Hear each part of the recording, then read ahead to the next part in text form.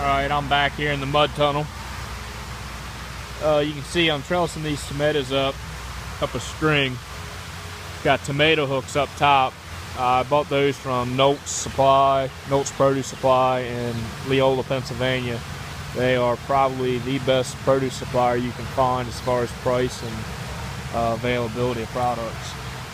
I'm shooting for single stem trellis using what's called the lower and lean method.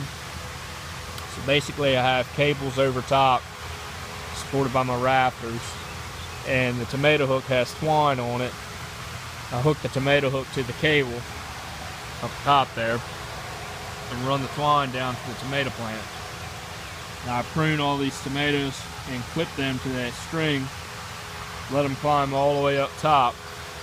Once they get up there, I'll do what's called lower and lean, where I'll unwrap a couple rounds of that twine to let the string fall down a little bit, and then move the hook over to keep the plant tight.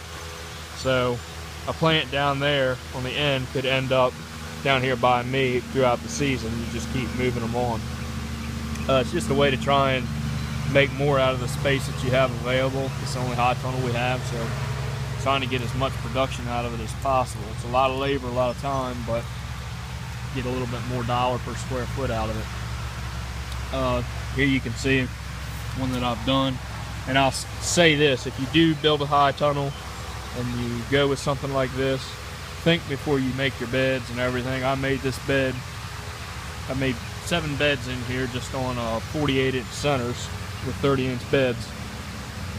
And I didn't think when I moved this bed all the way up against the edge here and decided to plant cherry tomatoes here, I decided to do double rows 18 inches apart. Well, there's no purlin up top, trellis to, so these are leaning way in, and it's pretty tight. On the other side, where I have beefsteak tomatoes, it's just a single row, and it works a little bit better. So there's little things that you're always going to figure out as you go. It seems like you can never plan it all out right, but definitely a mistake to put a double row here on the edge. The one on the inside is not too bad. Anyway, I put the hooks out ahead of time, let the string fall. You can see none of these are attached. So I just line the hook up with the tomato plant, pull the string tight,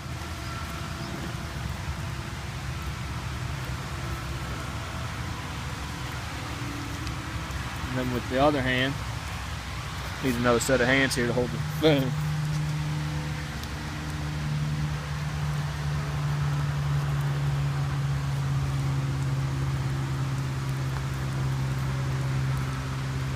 You just put this in here like this around the plant and clip it. You can see now it's holding that plant up, and I'll do another one further up, because this plant will grow pretty fast once we finally get some sunlight, and then it'll fall out. Keep that from happening, I'll put another clip up here.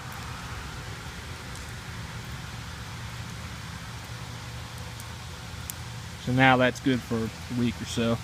I also prune. So I'm trying to prune to a single leader. I only want 1 leader going all the way up this string. So indeterminate tomatoes will make what's called suckers at all the joints. These suckers have already been trimmed off.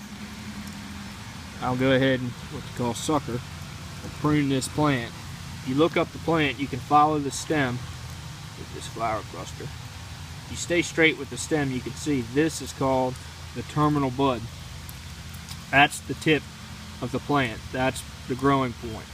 This is a side shoot or a sucker. So this will take longer to produce fruit than this will. So you eliminate this. Now if you eliminate this, you can always grow suckers out to keep the plant going, but they'll take a lot longer. So you just grab this here and real gently pop it right out.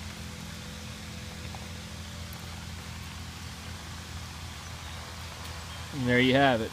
Lean on down the line.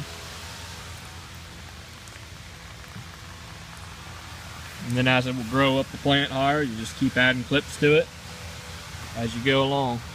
Like I said, it keeps you from having to deal with stakes and stringing and everything, and uses better use of the space. You can fit more plants in a smaller area without having as many problems. Thanks for watching.